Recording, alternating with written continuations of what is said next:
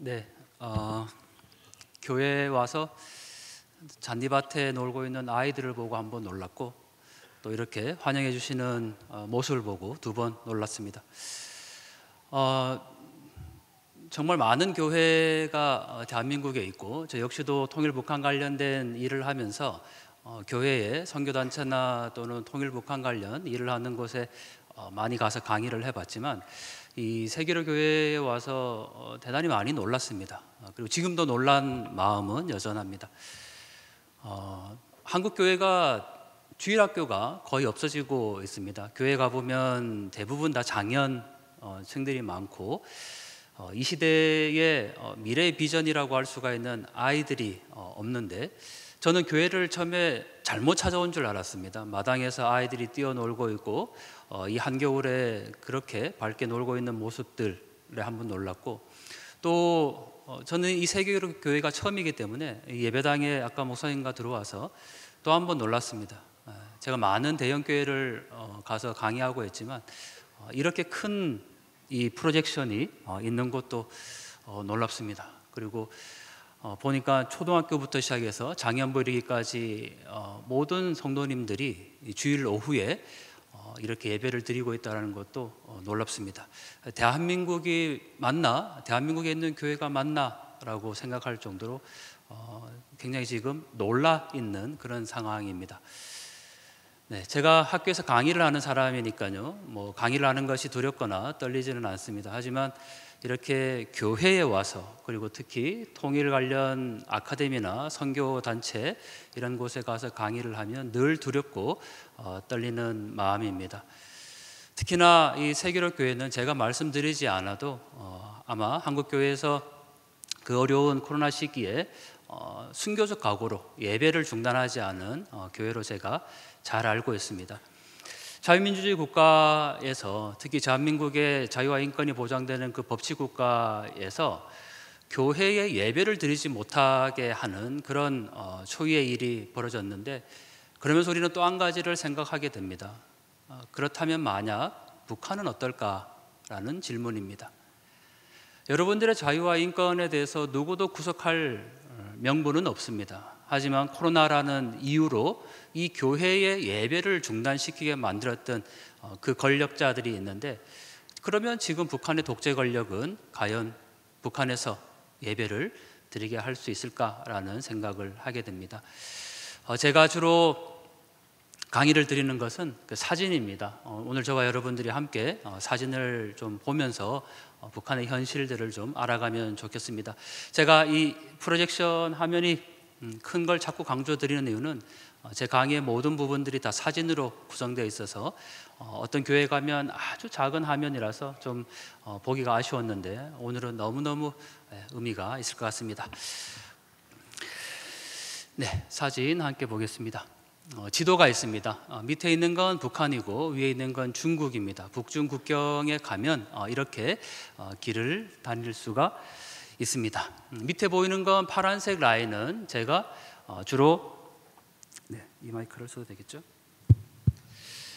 네, 밑에 보이는 그 파란색 라인은 제가 주로 출장을 가면 다니는 라인이고, 빨간색 라인은 많은 분들이 일반적으로 백두산을 가면 다니는 코스입니다. 차이가 있다면 백두산을 가는 이 빨간색 라인을 타고 가면 차에서 북한을 볼 수가 없습니다. 파란색 라인을 타고 가면 북한을 보면서 계속 갈 수가 있습니다. 제가 다녀와서 책을 매년마다 내고 있습니다. 하나는 평양박 북조선, 또 하나는 그들만의 평양, 그리고 최근에는 평양 882.6km라는 책을 냈습니다. 책 소개를 드리려고 하는 것은 결코 아닙니다. 이 세 권의 책 모두 평양이라는 단어가 다 들어가지만 이 책에는 평양의 사진은 없습니다. 저는 약 15년 전에 평양을 여러 번 다녀왔습니다.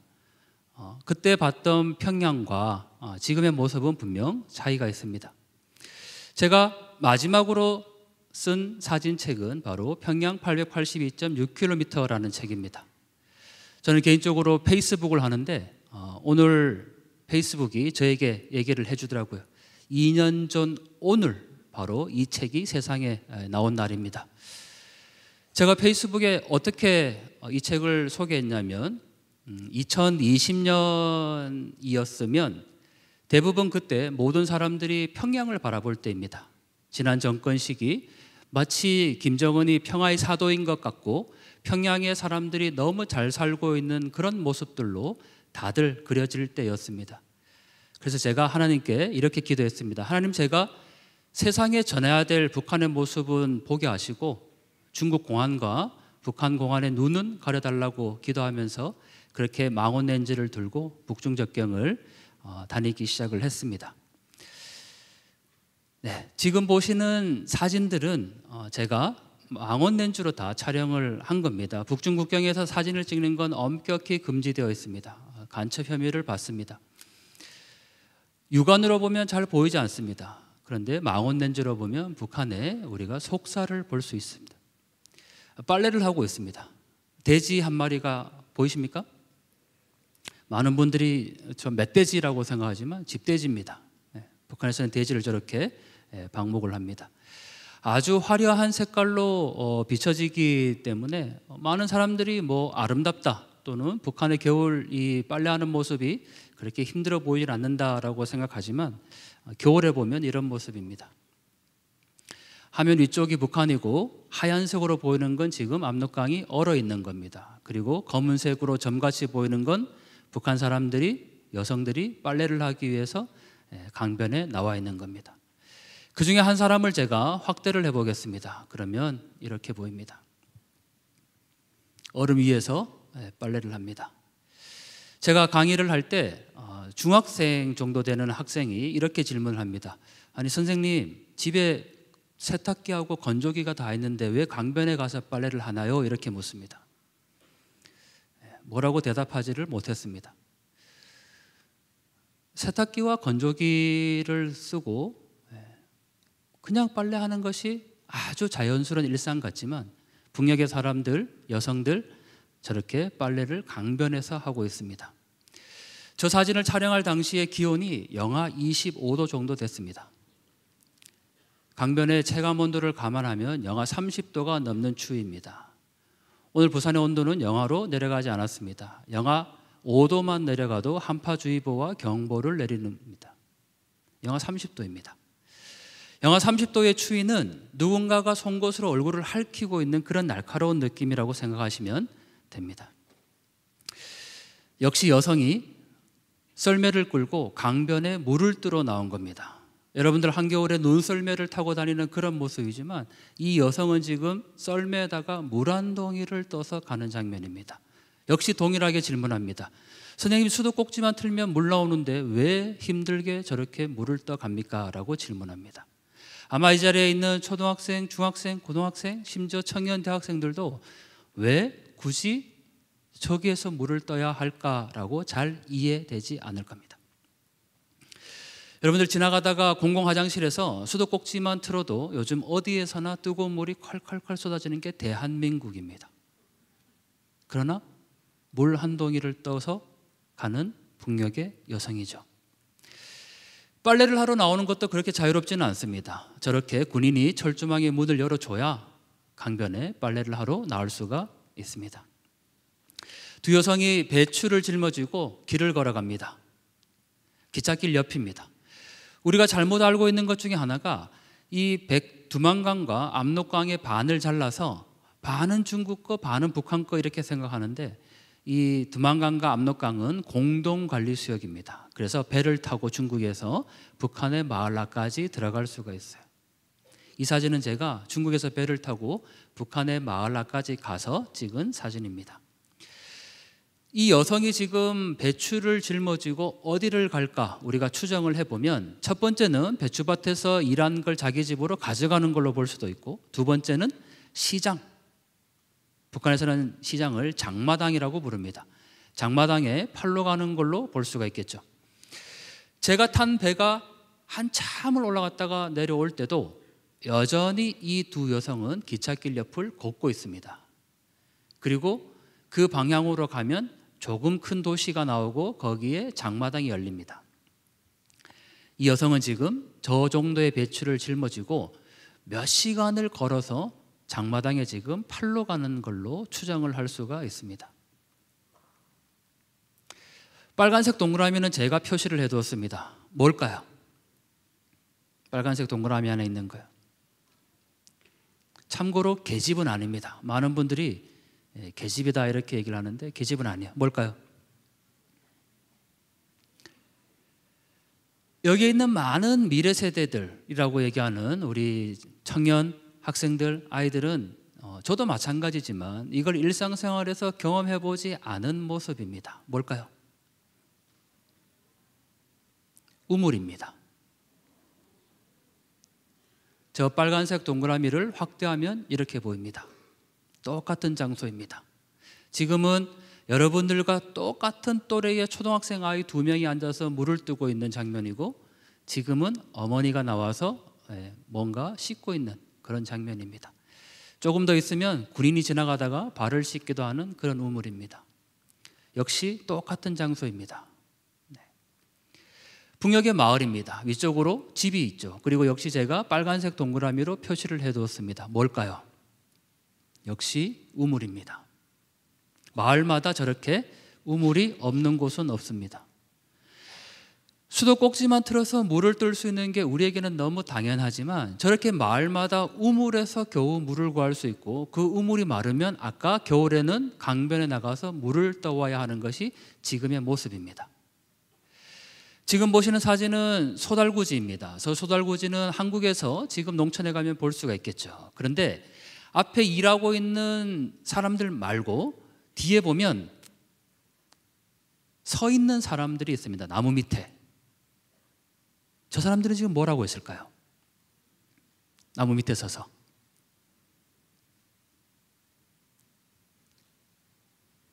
뭘 하고 있을까요? 제가 이렇게 질문 드리면 많은 분들이 감시하고 있을 거다 이렇게 대답합니다. 물론 북한에 감시를 하지만 최소한 여기서는 아닙니다. 저 사람들이 지금 뭘 하고 있을까? 역시 사진을 확대해 보면 방아를 찍고 있습니다. 디딜방아입니다. 한국어는 디딜방아, 북한에서는 발로 이렇게 밟는다 해서 발방아입니다. 일상생활에서 우리는 이걸 보지 않았습니다. 지금 한국에서 이걸 보려면 어디를 가야 될까요? 네, 용인 민속촌에 가면 볼 수 있습니다. 자, 다시 돌아가서 나무 옆에 보면 철봉같이 생긴 게 있습니다. 저건 뭘까요? 철봉같이 생긴 거. 나무 옆에 철봉처럼 생긴 게 있습니다. 무슨 용도일까요? 많은 분들이 빨래를 널어놓는 곳, 곡식을 넣는 곳 이렇게 얘기하지만 다 아닙니다. 혹시 이 자리에 고향이 북쪽이신 탈북민이 계신다면 단번에 알 수 있습니다. 왜냐하면 그걸 생활하다 오셨기 때문입니다. 뭘까요? 한번 상상해 보시죠. 무슨 용도일까요? 빨래를 널어놓는 곳일까요? 힌트를 드리면 소와 관련이 있습니다. 네, 방금 우리 네 맞습니다. 네, 소를 묶어 놓긴 하는데 제가 이 사진을 다시 한번 확대를 해보면 아까는 없던 사람들이 있습니다. 그리고 소가 있습니다. 소 뒷발의 발굽을 바꿔주는 장소입니다. 북한 사람들은, 탈북민들은 여기를 이렇게 얘기합니다. 소 신발을 바꿔주는 곳이다 이렇게 표현해요. 북한에서는 소가 주로 일하는 용도로 사용하기 때문에 말 발굽을 다는 것처럼 그렇게 소 발굽을 바꿔주는 장소입니다. 이 사진들을 보면서 많은 분들이 이렇게 질문합니다. 교수님, 이 사진이 언제 찍은 겁니까? 라고 질문하죠. 이 사진은 불과 3년 전, 4년 전에 찍은 사진들입니다. 여러분들 영화 웰컴 투 동막골에 나오는 그 1950년대의 모습이 아니라는 겁니다. 지금을 살아가고 있는 바로 지금 21세기의 북녘의 모습입니다. 제가 교회에서 강의를 할 때 가장 강조하는 건 바로 이 영생탑입니다. 아주 큰 탑이 하나 보입니다. 그리고 역시 밑에 검은색으로 보이는 건 다 사람들입니다. 사람이 검은색 점같이 보이니까 이 탑이 얼마나 큰지를 확인할 수가 있죠. 근데 이 탑을 왜 영생탑으로 부를까? 이 탑에는 이렇게 쓰여 있습니다. 위대한 김일성 동지와 김정일 동지는 영원히 우리와 함께 계신다입니다. 그래서 이 탑의 이름은 영생탑입니다. 누군가가 저 탑을 훼손하면 그 사람은 정치범으로 간주를 합니다. 더 중요한 건 이 탑이 이 마을에만 한 개 있는 게 아니라 북한에 있는 모든 마을에는 다 영생탑이 세워져 있습니다. 이 사진은 제가 북중 국경에서 사진을 촬영하면서 가장 위험했던 순간입니다. 철조망은 중국에서 쳐놓은 겁니다. 북한의 모습을 찍기 위해서는 압록강과 두만강에 가까이 가야 합니다. 이건 제가 중국의 높은 산 위에 올라가서 내려다보면서 찍은 북녘의 모습입니다. 앞에 나무가 가려져서 제가 철조망을 넘어서서 들어갔습니다. 그랬더니 이렇게 시야가 확 트인 사진을 담을 수 있었습니다. 북한의 모습입니다. 전형적인 북한의 농촌 모습이죠. 역시 제가 동그라미로 표시를 해뒀습니다. 저 동그라미 안에 있는 건 뭐겠습니까? 저 동그라미만 제가 한번 확대를 해보면 이렇게 보입니다. 뭘까요? 영생탑입니다. 위치로 보면 마을의 가장 뒷부분 중요한 곳에 세워져 있습니다. 이 영생탑과 옆에 있는 건 모자이크 벽화라고 부르는 겁니다. 김일성, 김정일의 모습을 그려놓은 아주 큰 정치적인 상징물입니다. 북한의 마을 어디를 가도 반드시 저렇게 영생탑과 모자이크 벽화는 세워져 있습니다. 우리가 통일되면 저 북녘 땅의 많은 부분들을 다시 세우고 허물고 해야 할 건데 저 영생탑과 모자이크 벽화는 모든 마을마다 다 세워져 있다라는 겁니다. 앞서 보신 곳이 북한의 농촌이라면 이 마을은 광산촌입니다. 북한에서 선전하는 선전마을입니다. 이 마을에서는 세 가지 걱정을 안 해서 사회주의 지상낙원이다 선전합니다. 뭘까요? 무슨 걱정 안 해야 지상낙원일까요? 세 가지 걱정 안 합니다. 일단 물 걱정, 전기 걱정, 땔감 걱정. 그래서 그 세 가지 걱정을 안 한다고 해서 사회주의 지상낙원으로 선전하는 마을입니다.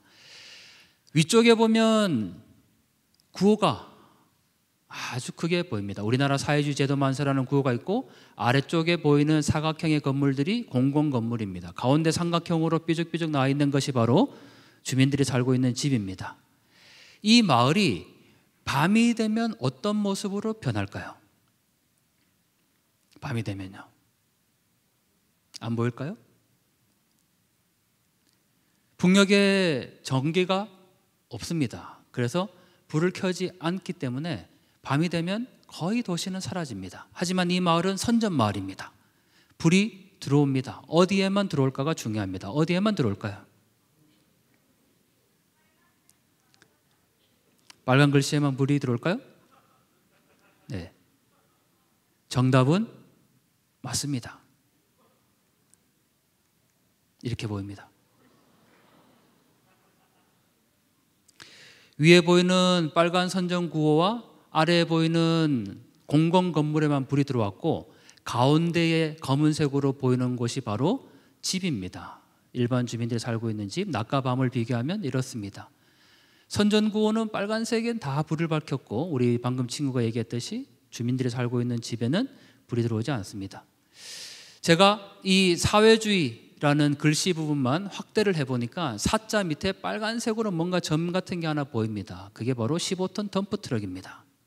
그러니 저 구호가 얼마나 큰지를 확인할 수가 있다라는 거죠.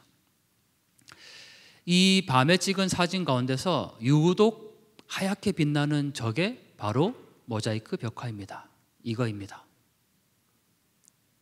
이거를 낮에 찍으면 이렇게 보이고 밤에 찍으면 이런 모습입니다. 건물보다 더 큰 정치 선전판이 이렇게 세워져 있다라는 겁니다. 역시 위대한 주체사상 만세라는 아주 큰 선전구호판이 있습니다. 건물보다 훨씬 더 큰 정치 선전판이 세워져 있죠. 밤이 되면 보이는 북한의 기차역입니다. 북한의 모든 기차역은 다 공통적인 특징이 있습니다. 가운데 김일성, 김정일 사진이 있고 양쪽에 구호가 있습니다. 저런 모습들은 다 북한의 기차역의 공통된 모습입니다.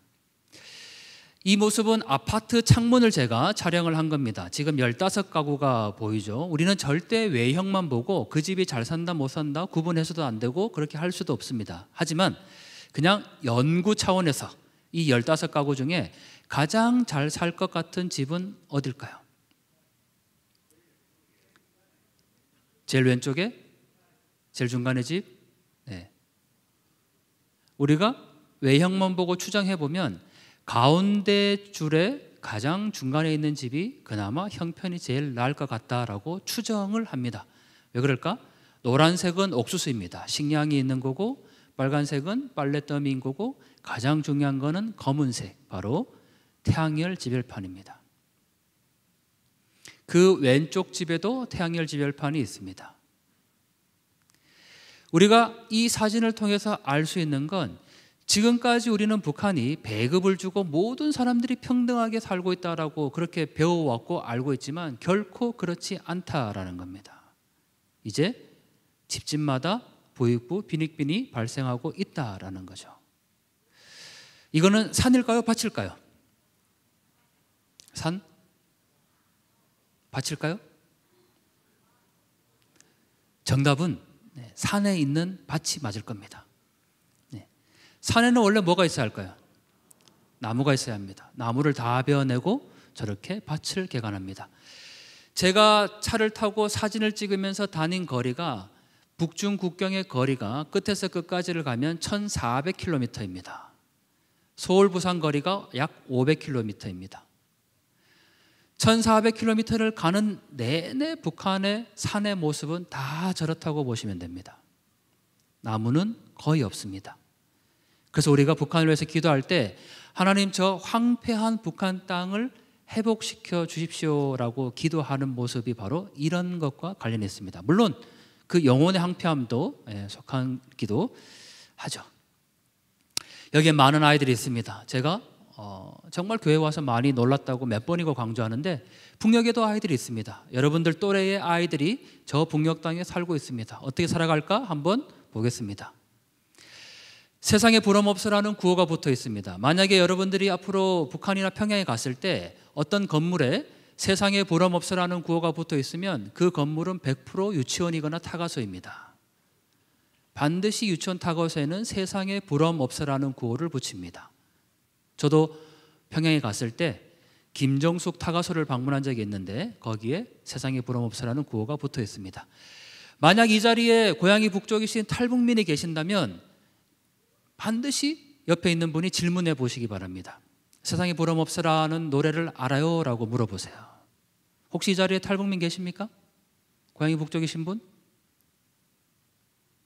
아마 계셔도 밝히기 어렵습니까? 그분이 고향이 북쪽인 탈북민이 세상에 부럼 없으라는 노래를 모르거나 전혀 들어본 적이 없다고 하면 그분은 고향이 북한이 아닌 거예요. 반드시 알아야만 합니다. 왜? 어릴 때 태어나서부터 유치원 타가소에 가서 가장 먼저 배우는 노래는 세상에 부럼 없으라는 노래입니다. 이 노래의 가사 중에 보면 이런 가사가 있습니다. 우리의 아버진 김일성 원수님, 우리의 집은 당의 품, 우리는 모두 다 한영제, 세상에 부럼 없어라, 이런 노래입니다. 우리의 아버지는 누구라고 얘기했습니까? 김일성. 우리의 집은 당의 품, 우리는 모두 다 한영제. 그 노래를 어릴 때부터 그렇게 배워오는 겁니다. 그래서 북한에서는 아버지인 수령과 조선노동당을 떠나서는 절대 살아갈 수 없다고 어릴 때부터 가르칩니다. 저 여러분들은 하나님께서 주신 육신과 영혼과 육에 있습니다. 북한에서는 생명이 하나 더 있습니다. 육신의 생명, 영혼의 생명 말고 바로 사회 정치적 생명입니다. 수령과 당으로부터 내가 같이 붙어 있어야만 내 생명이 유지된다고 봅니다. 우리가 교회에서 얘기하는 삼위일체와 똑같습니다. 세상에 부럼 없으라. 그게 북한 정권의 본질입니다. 동상이 서 있습니다. 아주 큰 동상이죠. 밑에 보면 소년단 넥타이를 맨 아이들의 모습이 보입니다. 김일성의 동상이죠. 중요한 거는 몇 살 때 김일성일까가 중요합니다. 이 동상은 몇 살 때 김일성의 동상일까요? 몇 살일까요? 18살? 아닙니다. 40살 아니에요. 힌트를 드리면 10살부터 20살 안쪽입니다. 15 아니에요. 네, 정답만 다 피해가고 있어요. 네, 정답은 14살입니다. 제가 지금 사진은 뺐지만 북한에서 발행한 공식 우표에 보면 이렇게 쓰여 있습니다. 위대한 수령 김일성 동지께서는 14살 때에 라고 표현을 합니다. 14살 때 김일성이 압록강을 건너 중국으로 가서 항일 무장투쟁을 했다고 가르칩니다. 아까 우리 목사님께서 일제시대 강점기였다면 우리 부모님들이 독립운동을 했을 거다 이렇게 이제 표현해 주셨는데, 북한에서는 14살의 김일성이 중국에 가서 항일 무장투쟁을 했다고 가르칩니다. 그리고 그 걸어서 천리길을 갔다고 합니다. 천리는 400km입니다. 그 400km를 지금도 아이들이 걸어갑니다. 아까 여러분들이 목사님께서 비전센터를 말씀해 주셨는데, 겨울이 되면 북한의 아이들은 어디를 가냐면 400km 행군을 합니다. 이 사진이 바로 그 모습입니다. 여러분들과 똑같은 또래의 중학생 아이들이 400km를 걸어가면서 군사훈련을 합니다. 실탄 사격도 합니다. 잠은 어디서 잘까? 야외 텐트를 치고 수경을 합니다. 여러분들이 생각하는 지금 교회 마당에 있는 그 텐트가 아닌 거예요. 그냥 한겨울에도 바깥에서 텐트를 치고 수경을 하고 가면서 군사훈련을 받습니다. 그렇게 400km를 걷습니다. 배구공놀이를 하고 있는 아이들의 모습입니다. 그 뒤로 아이가 총을 겨누습니다. 목총입니다. 북한에 있는 모든 아이들은 자기 총이 있습니다. 이 총은 진짜 총은 아니고 학교에서 군사훈련을 받기 위해서 갖고 다니는 총입니다. 여러분들 지금 이 자리에 초등학생이 있다는 것도 놀랍지만 중학생들이 있습니다. 여러분들이 지금 북한에 있었다면 여러분들은 지금 이 순간 다 총 한 자루를 갖고 있습니다. 나무로 만든 목총입니다. 그리고 그걸 가지고 군사훈련을 매일같이 받습니다. 강변에 있는 아이와 어머니를 찍을 수 있었습니다. 지금 이 자리에도 우리 많은 여성분들이 계십니다. 21세기를 살아가는 똑같은 여성의 모습으로 봤을 때, 여러분들 똑같은 어머니의 모습으로 봤을 때 어떤 모습입니까? 저 어머니가 강변에 들어가서 무언가를 잡고 있었습니다. 허리를 숙이고 그 아이는 혼자 강변에서 있었습니다. 엄마가 잠시 아이를 안아보기 위해서 무트로 올라온 겁니다. 그리고 탈북민들의 증언을 들어보면 이 엄마가 강변에 들어가서 잡은 건 뭘 잡았을까요? 한국에 사는 우리는 강변에 들어가서 뭘 잡았다고 하면 늘 다슬기를 생각해요. 그러나 이 어머니가 지금 죽고 잡고 있는 건 거머리입니다. 거머리를 잡아서 말려서 약재로 팔기 위함입니다. 그리고 잠시 나와서 아이를 안아주고 있는 모습입니다. 역시 강변에 있는 아이들의 모습입니다. 여러분들 지금 여기에 있는 여러분들의 자제분과 한번 보시면 어떤 모습으로 비교되십니까? 또는 여기에 있는 아이들, 여러분들 또래의 아이들을 보면 어떤 마음으로 보입니까? 북한의 아이들입니다. 이 아이는 지금 뭔가를 줍고 있습니다. 포대에 꽤 많이 주었습니다. 뭘 주었을까요? 네, 쓰레기. 네, 쓰레기는 쓰레기인데 PT병을 주운 겁니다. 쓰레기 맞죠? PT병이 500ml 그 PT병을 주운 겁니다. 그런데 여기에서 한국에서 쓰레기를 줍기 위해서 PT병을 쓰레기라는 개념으로 줍는 것과 저 북한의 아이는 저 포대에 지금 한가득 물에 흘러내려오는 그 PT병을 주워서 뭘 할까? 시장에 가서 팔면 한 줌의 옥수수로 바꿀 수가 있다고 합니다. 여러분들 테이블에 지금 놓여져 있는 그 500ml PT병 하나 쉽게 그냥 버리는 그것이 북녘의 아이들에게는 옥수수로 바꿀 수 있는 생명줄이라는 겁니다.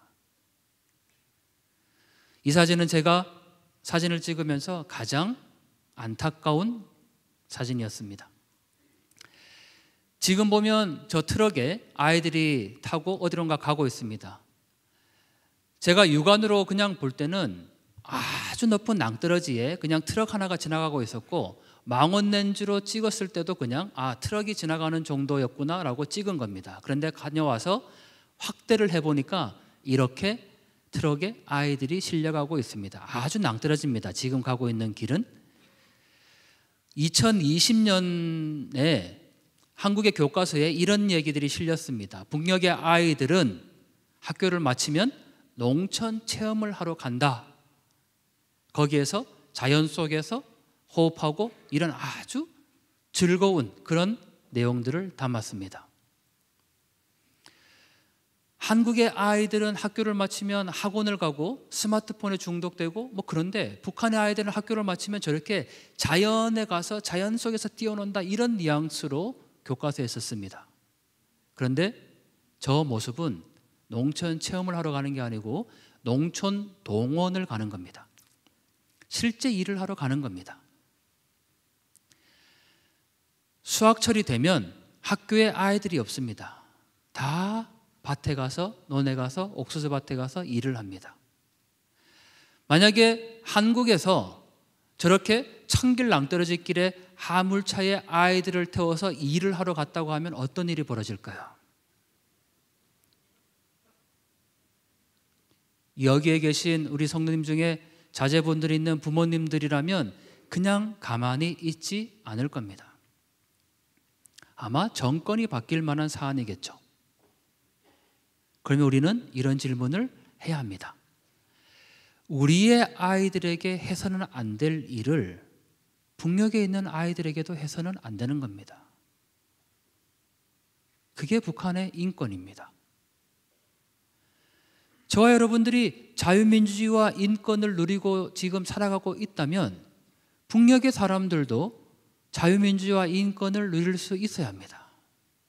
그게 지금 우리가 북한을 바라보고 있는 이유입니다. 더 나아가서 저와 여러분들이 자유롭게 예배하고 하나님을 찬양하며 그렇게 경배할 수 있는 하나님의 자녀로 살아갈 수 있다면 저 북녘의 사람들도 동일하게 하나님의 자녀로 그렇게 살아갈 수 있어야 하는 겁니다. 그게 지금 우리가 이 자리에서 북한의 모습을 보고 있는 이유입니다.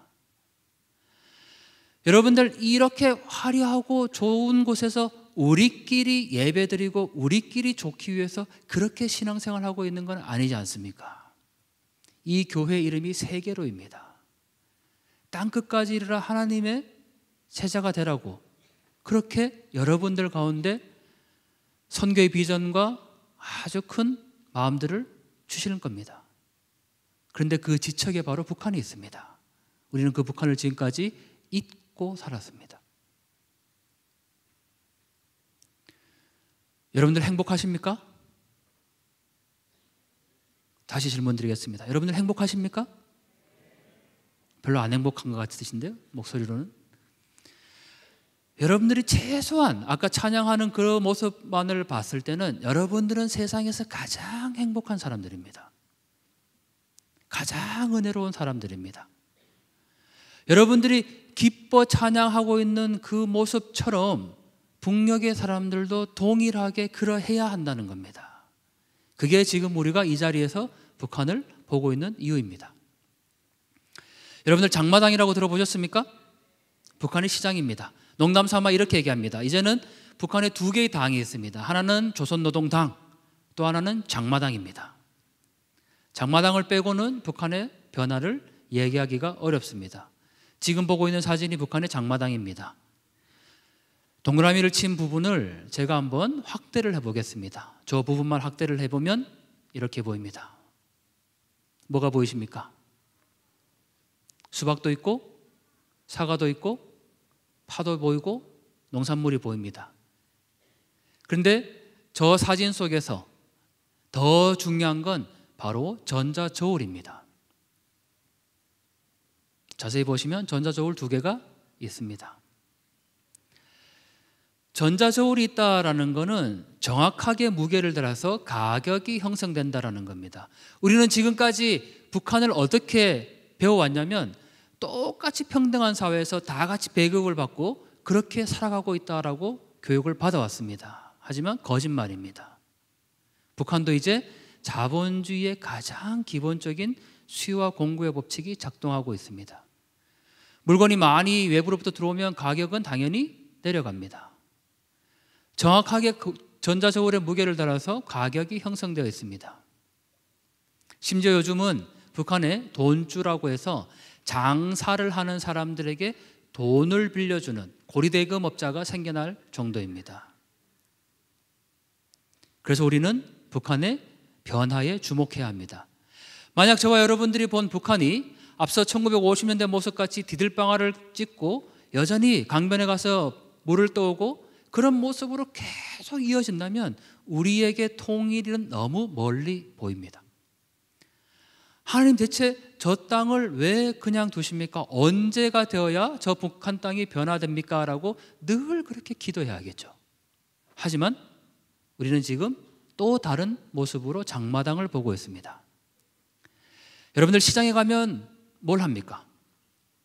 물건을 사는 것과 함께 그 시장에는 정보가 있습니다.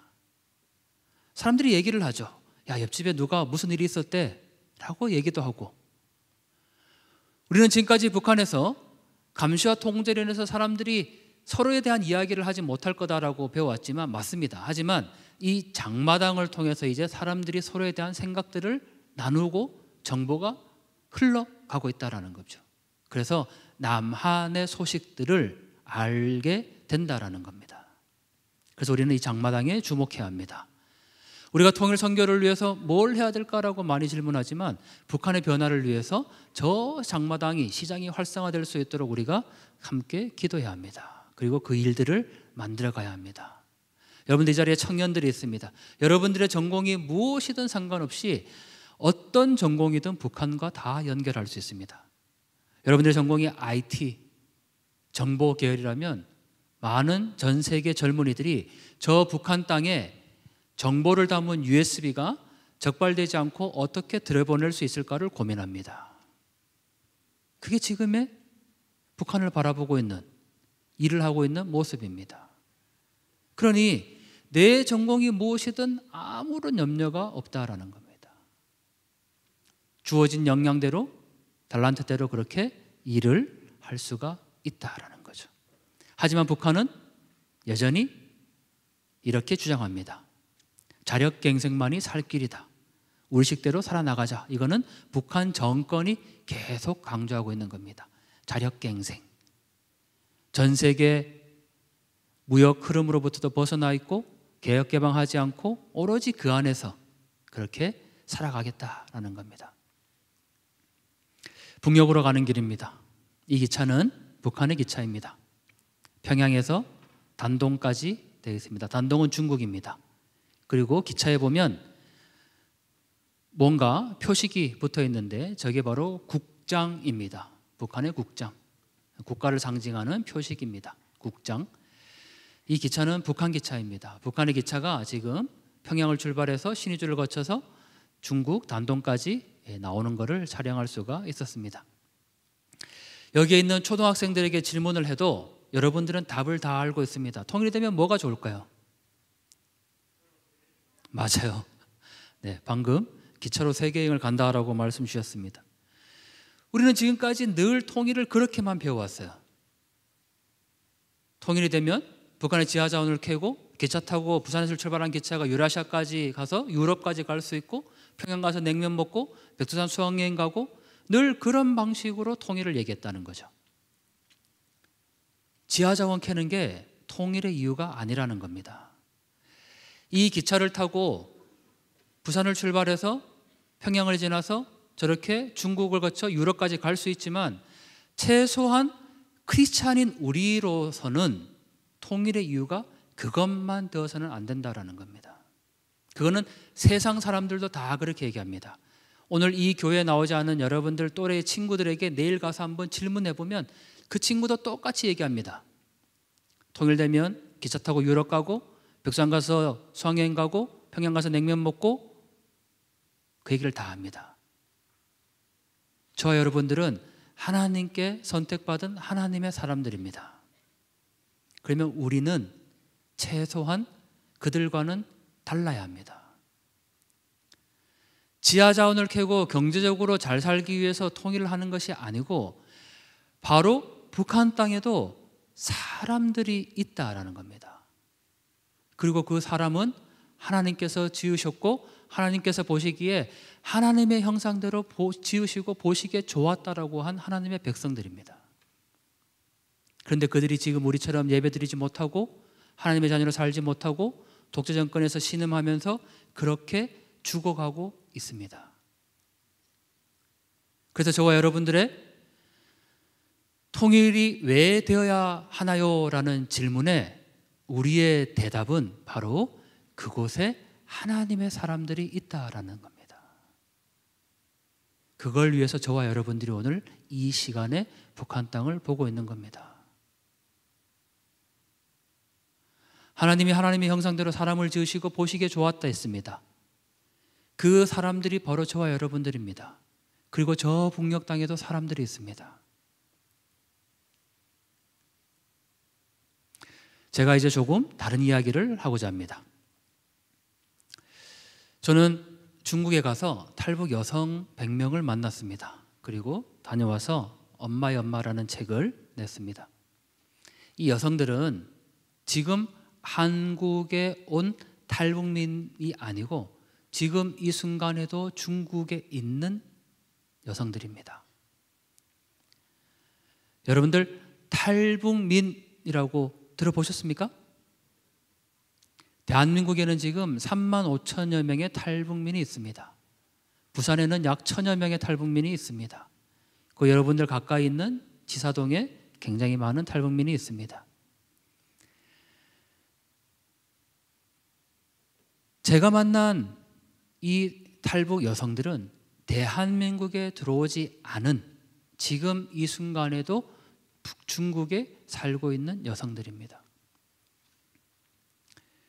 그 여성들을 만나러 제가 중국에 갔습니다. 지금 보이는 사진은 옥수수 밭입니다. 그 여성들이 살고 있는 시골의 집을 찾아가기 위해서는 4시간 정도 차를 타고 가야 합니다. 그런데 4시간 동안 가는 시간 동안 내내 보이는 건 다 옥수수 밭입니다. 그 광활한 중국 땅에서 4시간 차를 타고 달려가도 여전히 보이는 건 옥수수 밭이고 그렇게 가보면 집 한 채가 이렇게 덩그러니 있습니다. 이런 곳에서 탈북 여성들이 살아갑니다. 왜 이 여성들이 중국에서 살아갈까? 라는 질문을 해야 합니다. 세상에 있는 어떤 부정적인 말, 폭력, 억압, 두려움, 공포, 천대, 조롱, 학대 이런 모든 말을 다 대입해도 이 중국에 있는 탈북 여성들의 삶을 표현하기는 어렵습니다. 저는 개인적으로 아주 유명한 소설가도 이 이야기를 절대 소설로 쓰지 못할 거다라고 얘기합니다. 인간의 상상을 넘어섭니다. 어떤 삶을 살아가고 있을까? 일단 이 여성들은 인신매매를 당해서 팔려온 여성들입니다. 언제 팔려왔을까? 제가 만난 100명 가운데 10대 때 13명, 20대 57명, 30대 27명입니다. 지금 여러분들이 있는 이 자리에 초등학생부터 10대부터 20대, 30대가 대부분입니다. 아주 놀라운 사실이죠. 그런데 제가 만난 그 100명의 여성들 중에 20대가 57명입니다. 팔려온 겁니다. 인신매매를 당한 겁니다. 왜 인신매매를 당했을까? 1번부터 100명까지 만난 사람들 중에 제가 질문을 합니다. 저는 이 질문을 세상에서 가장 잔인한 질문이라고 얘기를 합니다. 지금 동그라미 2개를 제가 쳐놨습니다. 보면 14번도 있고 15번, 57번 이렇게 동그라미를 쳤습니다. 거기에 이렇게 되어 있습니다. 15번 2015 7만, 57 1998 2000 이렇게 되어 있습니다. 6000 되어 있네요. 이거는 팔려온 나이에 자기가 받은 브로커 몸값입니다. 그러니까 2015 7만이라는 거는 2015년에 자기가 팔려왔고 7만 위엔, 한국 돈으로 치면 1,400만 원 정도에 팔린 겁니다. 그리고 1998년 6천 위에는 100만 원에 팔린 겁니다. 더 놀라운 사실은 그 100만 원이 됐든 1000만 원이 됐든 그 돈은 이 여성이 받는 게 아니고 브로커가 받는 돈입니다. 이 여성은 단돈 1원도 받지를 못합니다. 여러분들, 내가 인신매매를 당했는데 내가 어떻게 돈을 받습니까? 나는 그냥 팔려갈 뿐입니다. 10대 때, 20대 때 그렇게 팔려갔습니다. 우리는 소돼지보다 아주 조금 높은 가격에 거래되는데 그게 말 못하는 짐승과 다를 바 있나요? 라고 탈북 여성이 증언을 합니다. 한 여성이 이렇게 증언을 합니다. 위에 있는 말은 아버지가 여성에게 한 이야기입니다. 너 버는 것도 없고 애한테 젖 먹이면 넘어져 영양실조 걸린다. 너 없으면 넘어져 나머지 가족들 다 죽는데 아이를 하나 죽이는 게 낫지 다 죽겠냐. 이렇게 아버지가 딸에게 얘기를 한 겁니다. 그리고 이 딸이 저한테 다시 이렇게 인터뷰를 했습니다. 아이를 굶어 죽이는 게 얼마나 아프겠습니까? 아이가 3일 울었어요. 그 다음에 울지도 못하고 결국 말려서 죽였단 말입니다. 그런 상황 속에서도 살아보자고 애를 쓰는데 또 팔려오다 보니까 말도 모르지. 북한에서는 고난의 행군이라는 것을 겪습니다. 1990년대 말 30만에서 300만의 사람들이 굶어 죽을 때입니다. 그게 고난의 행군입니다. 그때 아버지가 딸에게 이렇게 얘기한 겁니다. 고난의 행군은 자고 일어나면 옆에 있는 자녀가 그냥 굶어 죽습니다. 자고 일어나면 부모님이 그냥 죽어요. 그 상황에서 식량을 구하러 간 건 여성들입니다. 그런데 아버지가 딸에게 이렇게 얘기를 하죠. 너 저 갓난아이 키운다고 그렇게 먹을 것 구하러 나가지 않으면 여기에 있는 모든 가족들을 다 굶겨 죽일 거냐? 그 얘기입니다. 그래서 이 여성이 엄마가 선택한 건 갓난아이를 그냥 죽이는 겁니다. 그래서 3일 동안 아무것도 주지 않고 그냥 둔 겁니다. 그게 고난의 행군입니다. 여러분들, 제가 이렇게 얘기를 드리면 1990년대 말 2000년대니까 벌써 20년 전의 얘기이지 않습니까? 라고 얘기를 하지만 북한에서 온 탈북민들에게는 여전히 고난의 행군은 심각한 트라우마로 남아 있습니다. 지금 20년 전의 상황이지만 북한의 상황이 그때와 별반 달라지지 않았습니다. 그게 지금 분단을 살아가고 있는 저와 여러분들의 조국입니다. 세상에 많은 교회들이 있지만 대한민국에 그 수없이 많은 교회들이 북한을 위해서 기도하지 않습니다. 탈북민을 품지 않습니다. 우리 안에서 우리의 문제 해결하기 위해서. 그리고 코로나 3년 동안 나라가 불법에 의해서 문 닫으라고 하면 교회 문을 그냥 닫은 겁니다. 그게 대한민국 교회 현실입니다. 제가 이렇게 말씀드리는 것이 여러분들 불편하십니까? 왜 굳이 우리가 저 북녘의 어려운 삶을, 사람을, 아이를 3일 동안 굶어 죽이는 이야기를 우리가 지금 들어야 합니까? 이렇게 반문하시겠습니까? 대한민국 교회 안에서 우리가 이걸 외면하면 이제 이들이 갈 데가 없습니다. 교회가 품지 않으면 이제 누가 품습니까? 조국이 분단되어서 너무나 아프고 분단으로 인해서 매일 밤마다 그렇게 슬퍼하면서 울고 있는 사람들이 있는데 크리스찬인 우리가 보듬지 않으면 누가 보듬습니까? 저는 오늘 대단히 놀랐습니다. 앞쪽에서 초등학생 아이들이 함께 찬양하고 손을 들고 비전을 선포했습니다. 그 아이들이 이 주일날 오후에 스마트폰에, 학원에 다른 세상 것 놀지 않고 이 교회 안에서 그렇게 찬양하고 예배할 때 저는 거기에 하나가 더 있으면 좋겠습니다. 분단된 조국을 품을 수 있는 비전입니다. 이 자리에서 통일부 장관이 나올 수 있습니다. 내가 자란 조국이 너무 아프고 분단으로 살아가고 있는 이 조국 땅이 나는 너무 아파서 하나님께서 바라보시는 그 눈으로 내가 조국을 바라보면서 나는 꼭 통일을 위해서 내 삶을 바치겠다고 그렇게 소원하는 아이들이 생겨나기를 기도합니다. 그게 세계로입니다. 분단되어 있는 한 대한민국은 세계로 나갈 수 없습니다. 여러분들 지척에 저렇게 아이를 3일 동안 굶어 죽일 수밖에 없는 그런 현실을 맞닥뜨린 나라에서 어떻게 세계를 품을 수 있습니까? 여러분들의 가슴에, 여러분들의 비전에 제발 조국이라는 단어, 통일이라는 단어, 탈북민이라는 단어, 분단이라는 단어를 새기기를 간절히 기도합니다. 그게 오늘 저와 여러분들이 여기에 있는 이유일 것입니다.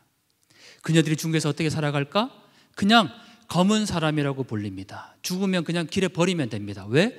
호구가 호적이 없기 때문입니다. 여러분들 지금 지갑 속에 신분증을 한번 꺼내 보십시오. 다 신분증이 있습니다.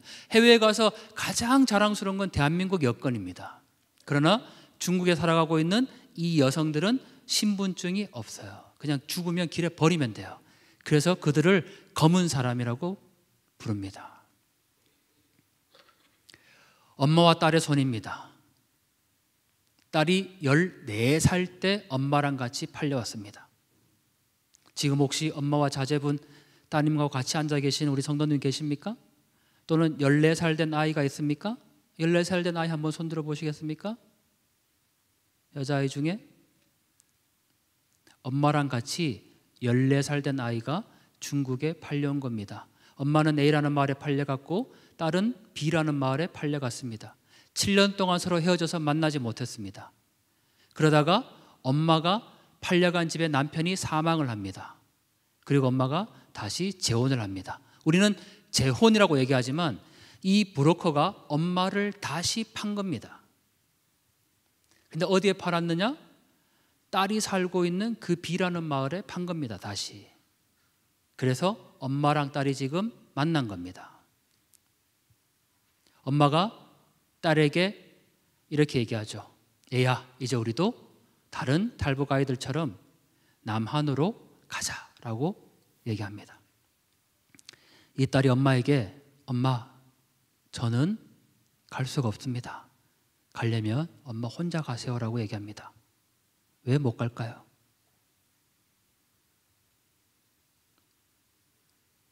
(14살에) 헤어진 아이는 7년 만에 엄마가 되어 있었습니다. 이제 갓 낳은 아이를 데리고 그 죽음의 길이라고 얘기하는 탈북의 길을 갈 용기가 없었던 겁니다. 그래서 자기가 낳은 그 아이의 엄마로 살기 위해서 자신의 엄마를 버려야 하는 상황이 된 겁니다. 그래서 저의 책 제목은 엄마의 엄마가 되었습니다. 그게 분단입니다. 이러한 여성들이 지금 중국에 몇 명 정도 될 거라고 생각하십니까? 대한민국에 와 있는 탈북민 수가 3만 5천 명입니다. 중국에 있는 이런 여성들의 숫자를 최대 30만 명으로 추산합니다. 그게 분단입니다. 여러분들과 제가 지금 이렇게 행복하게 하나님 안에서 신앙생활하면서 아주 즐겁고 행복하고 평화로운 그런 주일을 보내고 있지만 저 북녘 땅 사람들, 저 중국에 있는 여성들은 그렇지 못하다라는 겁니다. 그녀들에게 유일한 희망은 무엇일까? 자녀들입니다. 이 사진은 제가 현지에서 찍은 그녀들이 낳은 아이들입니다. 이 아이들 때문에 떠날 수가 없는 겁니다. 이 아이들의 아버지는 중국 사람입니다. 한족입니다. 어머니는 북한 사람입니다. 이 아이들은 자신의 정체성이 어딘지 알지 못합니다. 혹여 이 엄마가 아이를 한국에 데려올 수 있습니다. 또는 남겨진 아이도 있습니다. 한국에 데려온 아이들이 바로 여러분들과 똑같이 학교에 다닐 수가 없습니다. 이 아이들은 한국말을 할 줄 모릅니다. 아버지는 중국 사람, 어머니는 북한 사람, 나는 누구인가라는 정체성에 혼란이 있는 겁니다. 역시 중국에 있던 아이입니다. 저는 개인적으로 이런 비전이 있습니다. 이 아이들을 위한 학교를 꼭 부산에 세우고자 하는 비전이 있습니다. 이거는 넘어가겠습니다. 제가 중국의 두만강변에 섰을 때 이런 표식이 있었습니다. 주여라고 누군가가 썼고 십자가를 그려놓았습니다. 두만강변입니다. 누군가가 앞서 길을 갔겠죠. 여러분들, 우리는 늘 표식을 구합니다. 하나님, 제가 이 길을 걸어가는 게 정말 맞는 길입니까? 저도 늘 반문합니다. 하나님, 대한민국에서 누구도 통일을 원하지 않고 이제 통일을 얘기하면 마치 범죄자인 것 같은 그런 오인까지 받습니다. 야, 오지 않는 통일, 심지어는 남북한이 그냥 이렇게 살면 되지 못하러 통일해 라고 얘기하는 사람들도 있습니다. 늘 우리의 시각으로 북한을 통일을 바라보기 때문입니다. 저 여러분들은 하나님의 자녀로 지금 이렇게 살아가고 있지만 저 북녘의 사람들은 아니라는 겁니다.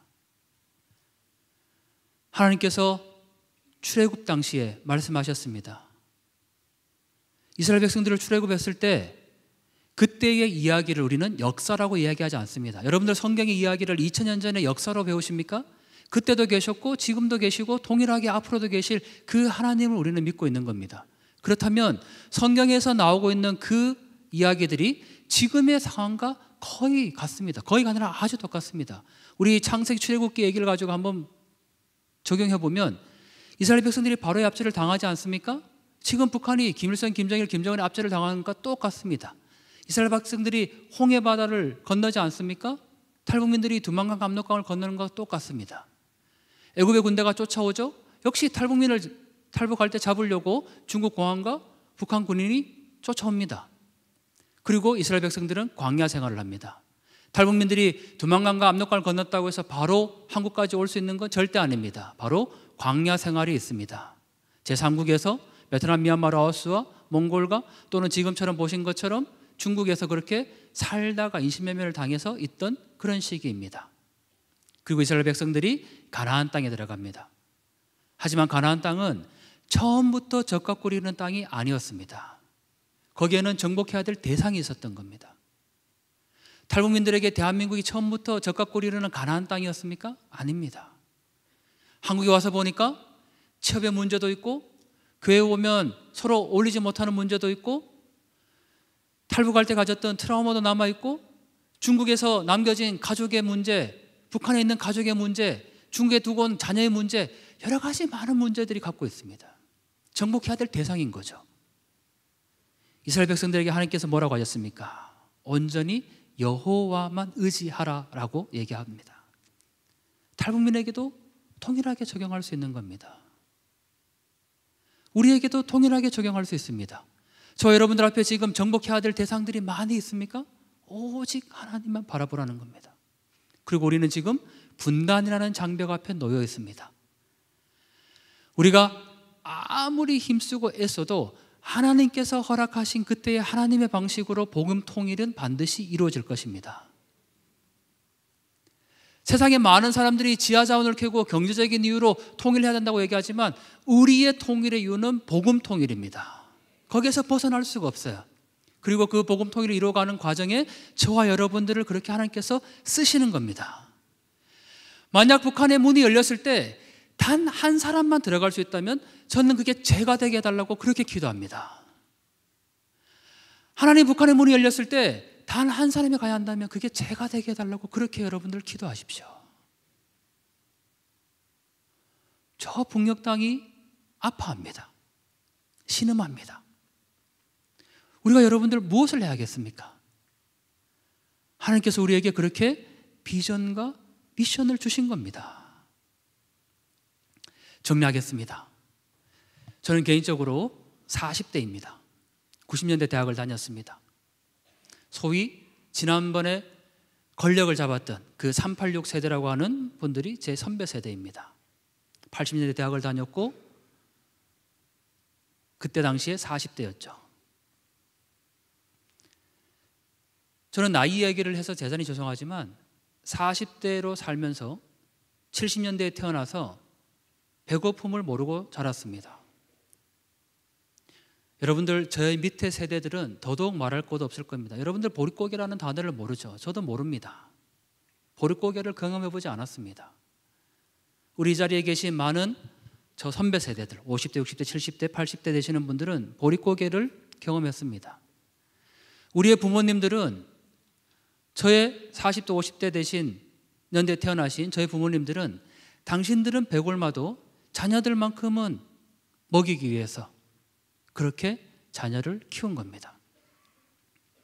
우리가 얘기하는 소위 산업화 세대들입니다. 6.25 전쟁을 겪었고 그 이후에 대한민국의 재건을 위해서, 부흥을 위해서 그렇게 자갈치 시장에서, 국제시장에서 힘들게 일해 오신 우리의 어머니들입니다. 중동의 모래바람 맞으면서 독일의 강부로, 간호사로 그렇게 나가서 외화보러 와서 오늘의 대한민국을 일군 우리의 부모님 세대입니다. 그리고 저 형님 세대 민주화 이루었다고 얘기합니다. 저 소위 X세대 조국을 위해서 뭘 했냐 물어보면 아무것도 한 게 없는 세대입니다. 그러면 제 밑에 30대, 20대, 10대 여러분들에게 질문합니다. 동일하게 조국을 위해서 무엇을 했습니까? 우리는 아무것도 한 것 없이 거저받은 세대입니다. 사람들이 살아가면서 최소한 두 가지는 거저받았습니다. 바로 자유민주주의와 인권과 배골지 않는 권리입니다. 여러분들 중에 오늘 다이어트를 위함이 아니고 정말 먹을 게 없어서 배를 골문 친구들이 있습니까? 여러분들의 자유와 민주주의를 누군가가 억압한 적이 있습니까? 없습니다. 최소한 우리는 두 가지는 누리고 살아갑니다. 자유민주주의와 인권, 그리고 배골지 않는 것. 그걸 우리는 거저받았습니다. 우리의 부모님들이 그렇게 희생하시고 하나님께서 이 땅을 축복하셔서 그렇게 자랑스러운 대한민국이 된 겁니다. 그런데 또 하나 물려받았습니다. 뭘까요? 바로 분단입니다. 분단 조국을 저와 여러분들은 물려받은 겁니다. 그래서 저와 여러분들의 비전이 이제 조국 통일에 있어야 합니다. 그리고 그 통일은 바로 복음 통일입니다. 세상의 방식에 그냥 공산주의로 통일되는, 요즘은 통일이라고 얘기만 해서는 안 됩니다. 반드시 평화 통일, 복음 통일을 얘기해야 합니다. 하나님께서 저와 여러분들을 하나님의 눈으로 바라보는 저 북녘 땅을 통일로 그렇게 만들어 가시는 과정에 쓰시기를 간절히 기도합니다. 우리의 손과 발이, 우리의 마음들이 저 북녘 땅을 향하고 통일 조국을 맞이하는 그런 순간에 하나님께서 우리에게 주시는 그런 비전이 되기를 간절히 소망합니다.